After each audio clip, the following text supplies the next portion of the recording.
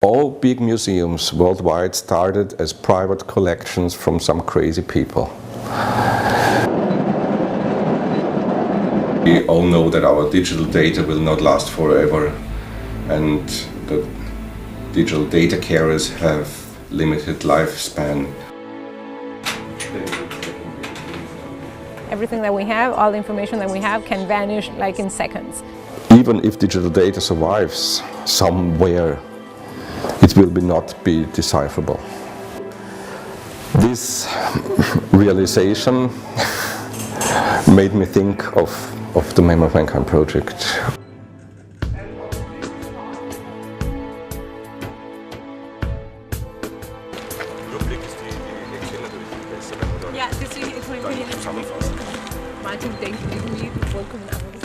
So my thought was that the future will probably have no chance to remember us, or remember what motivated us or what fascinated us.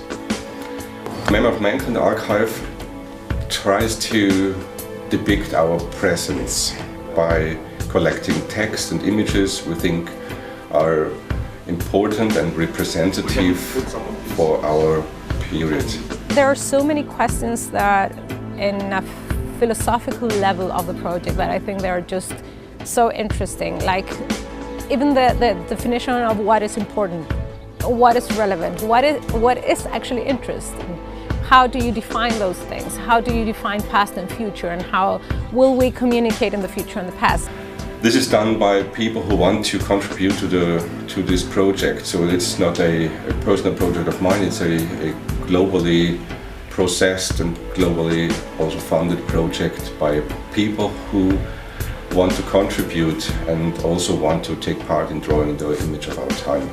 This is done in a very durable way, put on ceramic data carriers, and these data carriers with analog information, text and images, are put into the salt mine of Halstatt. That's actually the oldest salt mine in the world, in the center of the Austrian Alps, to be protected for a very long time. So in the last couple of years we developed a thing what we call ceramic microfilm. So we now can store on the same surface 5 million characters, which enables us to store whole books. So you also can have an imagination how much information we now get into this archive compared to the space in National Library storage needs, for example.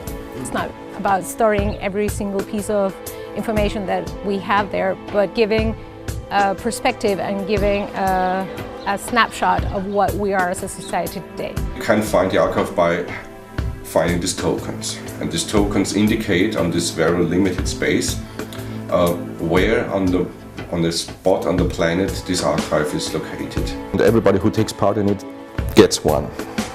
So these tokens are spread all over the planet in a huge number, hopefully.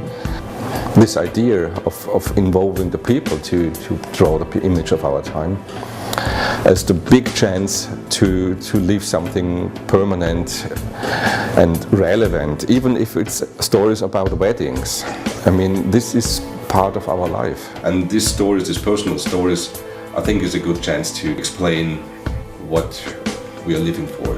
The image our grandchildren will have of our time will be created by machines, by algorithms.